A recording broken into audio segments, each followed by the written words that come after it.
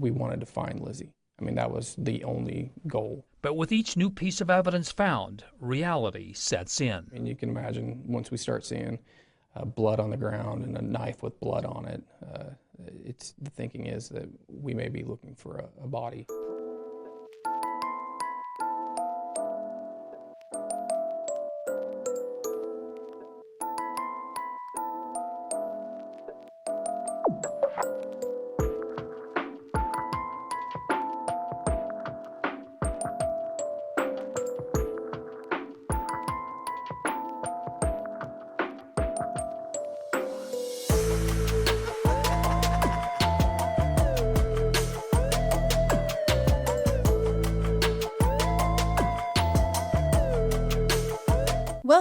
Welcome back. I'm Cassie, and this is A Wicked World.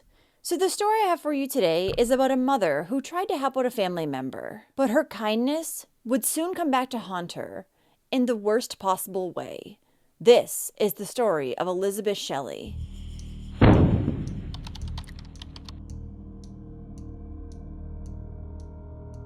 Elizabeth Jessica Shelley, or Lizzie for short, was born in Utah on December 10, 2013, to her mother, Jessica Whipple, and her father, Wes Shelley.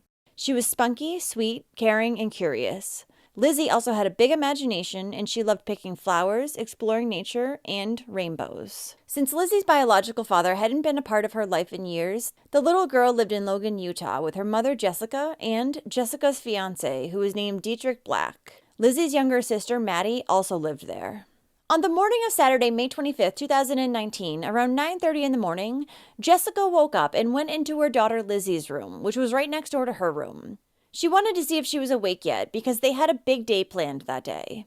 But alarmingly, what Jessica found instead was her front door wide open and her 5-year-old missing. The mother desperately searched inside the house and outside, but there was no sign of her. And Lizzie wasn't the only one missing that morning. Jessica's younger brother, 21-year-old Alex Whipple, was also missing. And he had left his skateboard and cell phone behind, so Jessica had no way of reaching him to see where he and Elizabeth were. So Jessica's brother Alex didn't live with them, but he had stayed over the previous night and slept on the couch. A few hours prior to that, Jessica had received a message from him on Facebook, and she invited him over. He had gotten there around 10 p.m., and by that time, Elizabeth and her younger sister were already in bed sleeping. Jessica, her fiancé Dietrich, and Alex stayed up for a few hours playing video games and drinking. Around midnight, Jessica headed to bed, but before she did, she snuck into Lizzie's room to give her one last kiss goodnight. At that time, Lizzie was asleep, and she was wearing a teal skirt with white lace and a red tank top with a 4th of July theme. Dietrich had then checked on Lizzie a little while later, around 1 a.m., before he headed to bed. Again, she was still sleeping at that point, and that would be the last time anyone would see her. So with both Alex and Lizzie nowhere to be seen, Jessica called 911 and reported them as missing. Okay, what's the problem there? My daughter is missing. Okay, how old is she? She's 5. Okay, what's her name? Elizabeth Shelley. What's she wearing? Last night when she went to bed, she was wearing a red tank top and blue jeans. What time did you last see her? Last night when I went to bed. What time? We woke up. I went to bed at, I don't know, like 1 or 2 in the morning probably. Okay. Okay. Any idea where she might have gone? Any family members nearby? Her uncle, her mom's brother slept over. He's gone too, but his skateboard shit's there. But we woke up and the front door's wide open and we can't find. Okay. What's the uncle's name that stayed the night? Alex. Okay. Do you know where he went? Cat is still here. I have no idea. Okay. I just woke up, they're gone. And I don't know what to do. Okay. I'm just going to keep asking you questions. I've got officers headed that way, okay? I just need you to answer my questions as accurately as possible so we can get you the best help, okay? Okay. All right. What time did you just wake up and find her missing? I don't know, like 10 minutes ago. Okay. And searching the house and the yard. All right. And what's Alex's last name? Whipple. Spell it for me. Whipple. Okay. Have you checked all of the closets and under the beds and everything? Make sure she's not hiding? Yeah. Okay. Yeah. All right. Are you there by yourself? My wife, her mom, is here too. Okay. My partner's got him headed that way. We're already putting out an attempt to locate on your child. Okay, I just need you to stay with me and answer my questions. Okay. All right. I know it's scary. I'm going to ask you some physical questions about your daughter, okay? Okay. All right. Is her last name Shelley, Shelley? EY. EY? Okay. Where was she born? Oh, she was born in Utah. Okay. Does she have a middle name? Her middle name is Jessica. Jessica? Okay. All right. How tall is she? 3.5 feet. Okay. What color is her hair? Her hair's brown and goes just past her shoulders by a few inches. Okay. What race is she? She's Caucasian. Okay. How much does she weigh? About 40 pounds. Okay. What's her date of birth? December 10th, 2013. Okay. And what color are her eyes? Her eyes are brown. Okay. Does she have any scars or marks or wear glasses? No. No birthmarks or anything? No, I don't think so. All right. And she doesn't wear glasses, correct? No, she doesn't wear glasses. Okay. What is your name? My name is Dietrich Black. Spell your first name for me so I have it right. It's Betrich. All right. Does she have any health issues we need to be aware of? No. Okay. No, she's healthy. Okay. Is there any sort of custody dispute going on? No. Okay. We don't need to worry about another parent picking her up without permission or anything? Haven't seen her biological father in years. I don't think so. Okay. Does Alex live in Providence? No, he's in Logan. He lives in Logan. Okay. I think. Does Alex have a cell phone number that you can call? No, I don't have his number. We tried calling him on Facebook and he didn't answer. Okay. Did you say his phone is here? His... Alex's phone is at the house? That's what my wife is telling me. Okay. His phone, his hat, his skateboard. Okay. All right. Have you made contact with any friends or neighbors close by? No. Okay. We called my wife's stepmom because Alex was staying with her. So we called her to see if she had heard from Alex. Okay. All right, we're updating the officers with information, okay? I'm going to go ahead and let you go. If she returns, call me back immediately on 911. They'll be there shortly to speak with you, okay? Okay. All right, good luck, Dietrich. Okay. Bye-bye. When police arrived, Jessica told them about the activities the night prior, and Dietrich corroborated her story. Dietrich also spoke with officers and told them that when he had gone to bed around 1 in the morning, he had left Alex out on the couch, and at that time, he looked like he was ready to pass out at any minute. The search for Lizzie and Alex began, and police asked residents in the area to check their surveillance cameras for any suspicious activity that morning. Close to 80 miles would end up being searched before Elizabeth would be found. So investigators put out a picture of Alex and asked the public to keep an eye out for him. He had been spotted at a gas station a few hours after they realized that he and Lizzie were missing. There, he had purchased some cigarettes and a beer, and the gas station owner said it looked like he had been on a drinking binge.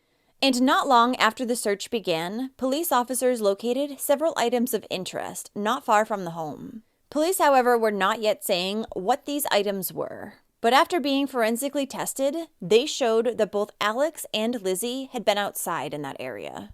Then, at 3 p.m. that same day, Alex was finally located by police. What's happening, man?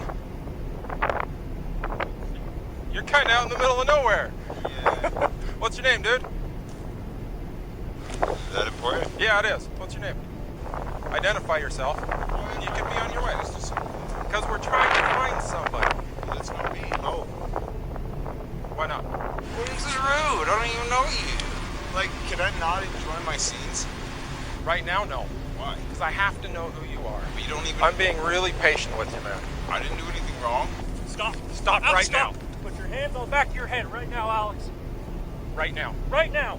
If you don't put your hands behind your back right now, we're putting you on the ground. I don't know you. Okay, Don't care. well, talk to me then. You okay? don't even know me. Okay, tell me who you are. To the ground. Okay, Why are you hurting me? just Roll roll on on your stomach. Get on your stomach now. Okay, Alex. Where's the girl at? What? Where's the girl? Who? Your niece. Your niece. 5-year-old niece. When he was found, he had with him a baseball bat, a glass pipe used for drug consumption, and a 24-ounce can of Pabst Blue Ribbon beer. This was the kind of beer that he had been drinking the previous night at Jessica's house. And a second can of the Pabst Blue Ribbon had actually been found by one of Jessica's neighbors outside the front of their garage. When police had first approached Alex, he refused to ID himself. But police would end up positively IDing him, and he was arrested for violation of his probation. Alex had a record with assault, theft, and drug-related crimes on it, but I'll get into that a little bit more in a few minutes. He was then transported down to the Logan City Police Department for questioning. Officers also noticed that at the time of Alex's arrest, he had cuts on his hands, and they were very dirty. They also noticed blood on his wristwatch, pants, and hoodie. This blood would later be identified as Lizzie's. And while Alex was sitting in the interrogation room, waiting for police to come in and question him, he was seen licking his hands like he was trying to clean them. Disgusting. During his interview, Alex initially denied going over his sister Jessica's house the night prior. First, he told officers that the last time he had gone to his sister's home was 2 days ago. But then that story would change to 2 weeks ago. So your sister Jess, when's the last time you saw her? Yesterday. Yesterday? Yeah. Where at? Around town. Did you hang out with them at all yesterday? No. Yeah. For a little bit. Did they have their kids with them? No. No. Finally, when police confronted him with these inconsistencies, Alex admitted that he had been at Jessica's house the night prior. He would then tell investigators that after drinking with Jessica and Dietrich, he had left to go on a walk because he could tell that his sister and her fiancé were horny, he said. He told police he didn't want to hear anything, so that's why he had left so early in the morning. But he also claimed that he had not seen Lizzie when he left the house, and he had no idea where she was. I'm trying my best to find her. What? My niece is missing? She is. What? So you're questioning me because my freaking niece is missing? Yeah, she's missing. Swear to God, if that little girl gone somewhere. I don't know. I hope nothing happened to my sister's baby. Well, I think your sister's baby's hurt. Don't say that. You're gonna find her. Tell me where she's at then. What? What if something bad's happened to her? I don't know. I can't do anything right now about it. I didn't even know that was happening, and now I'm sitting in handcuffs and I can't go look for my little niece. Like, this isn't making me feel happy. I'm sure it's not. When police asked Alex why he had left the front door open and why he had left his skateboard and cell phone behind, he told them that he didn't know, but he didn't need his personal items. You damn right you don't, because you're going to prison. At one point during his interview, he even spoke about how cruel the world was and how his family had never treated him right. Alex also made sure to mention to police that when he drank, he would black out and often do criminal things, though he didn't say exactly what these criminal things were. But since he was claiming that he didn't know what happened to Lizzie, police still had no idea where the little girl was. I don't know how much more questioning that you want to question me, but I basically told you where it was and where the it went. By Monday, May 27th, 2 days after she had initially gone missing, there was still no sign of her. A Facebook page called Abducted Elizabeth Shelley was created to track any developments in the case, and police held a press conference in regard to Elizabeth's disappearance. Authorities also announced that they had found several pieces of evidence close to Jessica's home. They had also found a knife in the northwest corner of the Bear River Charter School parking lot. This knife was the same one that was missing from Jessica's kitchen knife set, and it had Lizzie's blood on it. In the same area, a PVC pipe was located. It had a red substance on it, as well as a partial palm print, which was later identified as Alex's. Approximately 50 yards from this evidence, police found even more. They found a teal skirt with white lace that looked to have been hastily buried. This was the same skirt that Elizabeth had been wearing the night prior. And even though authorities had not yet found the little girl, they believed that they had enough evidence to charge Alex Whipple with desecration of a body. Alex had also been charged with other crimes not related to Lizzie's disappearance, including failure to disclose his identity, failure to stop at the command of a peace officer, possession or use of a controlled substance, possession of drug paraphernalia, and possession of a dangerous weapon by a restricted person. But he wasn't speaking. That's until May 29th, when Alex finally realized that if he didn't tell police where Lizzie's body was, he was likely facing the death penalty. So, in exchange for prosecutors taking the death penalty off the table, Alex finally decided to reveal where his niece's body was. His attorney, however, claimed that the reason he had told investigators was because he wanted the rest of his family to have closure. Bullshit. It was so you didn't die. So after Alex told authorities where his niece could be located, they found her little body hidden and buried underneath a tree. They had actually previously searched this spot, but they had missed Elizabeth since she was buried, and at the time, they didn't think they were looking for a body. Alex was then charged with aggravated murder, child kidnapping, 2 counts of obstruction of justice, and abuse or desecration of a corpse. There was a superficial slash wound found on Lizzie's neck, as well as a large knife wound to her back, which would have been what killed her after it had punctured her lungs, causing them to fill up with blood and suffocate her. There was also significant trauma found to the girl's genitals, and a DNA test would reveal that Alex had indeed SA'd his own niece. Now, Alex's grandfather, Bill Whipple, is one of a few family members who believed that Alex had killed Elizabeth to get revenge on his family. He was hurt and wanted to lash out. Apparently, Alex's mother had left him and his siblings when he was young. Their father then took care of them, but he was a truck driver, so he would be gone for long hours. Alex had also spent time in and out of foster homes, and he never graduated high school. He also had a history of drug abuse, had been homeless a few times in the past, and, as I had said before, had a criminal record. Apparently, back in 2017, Bill had let his grandson Alex stay at his home while he was out of town. But Alex had completely ransacked the place, stealing his grandfather's possessions, including his car. This had then led Utah State Troopers on a 40-mile chase before they finally caught up with Alex. This was the incident that he had been on probation for when he was initially arrested after Elizabeth's disappearance. Alex had apparently violated his probation because he had lost his job, and one of the terms of his probation was that he needed to maintain employment. Come to find out, 2 weeks prior to Elizabeth's murder, Alex had contacted his sister Jessica, and he had asked her for help. She told him that he could stay at her house. Then she drove a half hour away to Brigham City to pick him up and bring him back. And this decision Jessica said she will now forever regret. In September of 2019, Alex took a plea deal, and he pled guilty to 4 of his charges, including aggravated murder, SA of a child, sodomy, and child kidnapping. His other charges were dropped in exchange for the deal. And Alex was then sentenced to life in prison without the possibility of parole, which is what Elizabeth's family was hoping for. At his sentence hearing, the judge said to Alex, "You will never see the light of day. You will never breathe fresh air again. What you did was so abhorrent and vile that you must spend the rest of your life in prison." Alex's family then each took their turns going to the podium and reading their victim impact statements. And in these statements, they expressed their anger towards Alex, calling him filth and telling him that they hope he rots in the tiny box where he will spend the rest of his life. During all of this, Alex just sat with his head hung low. And when he was given the chance in court to speak, he declined.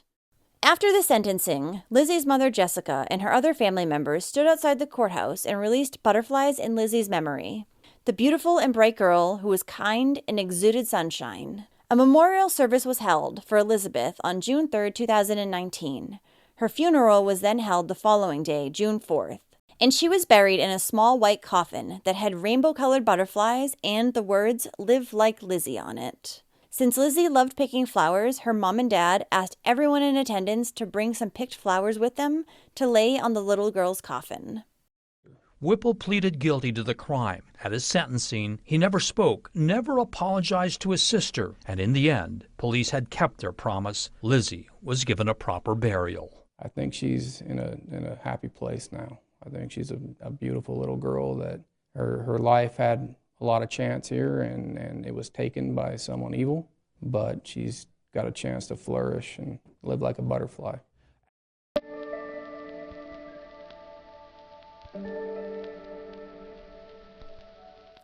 Well, thank you for listening to Elizabeth's story today.